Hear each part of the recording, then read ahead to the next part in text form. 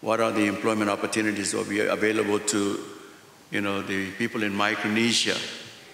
By the buildup itself, with the improvement in transportation and communications and all of the other professional services that's going to come to Guam and the region, I think one is going to see a ripple effect across the whole Micronesian islands in terms of employment opportunities as well as economic growth.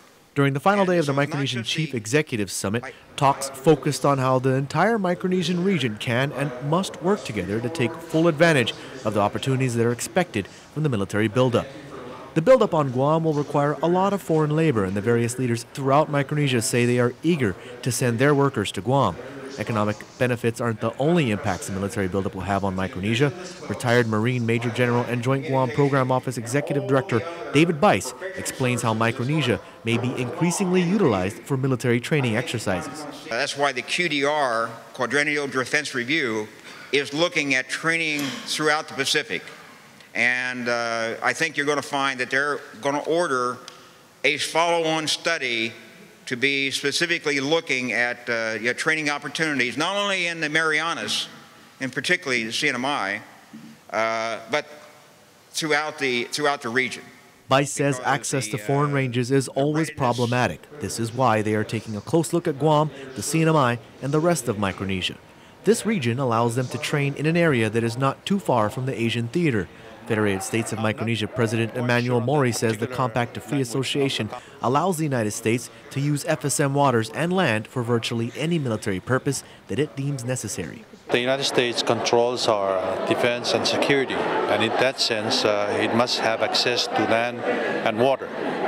I'm not quite sure on the particular language of the compact when it relates to training, but I can assure you that the water would be open to U.S. ships for training, and even in conflict. On the land, because of the limited land, I'm not very sure, but I'm sure they would work out through negotiation. For Palau, there is sufficient land. I'm sure they would use Bubble Top and Tinian, possibly Pohnpei.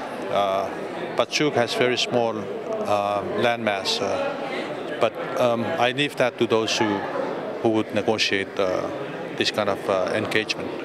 Overall, the focus of today's summit was positive. The leaders of the various Micronesian island nations made it clear that they understand the importance of unity and want to foster a spirit of brotherhood throughout the region. The conference ended with CNMI Governor Benigno Fitial leading the group in an old Trust Territory of the Pacific anthem.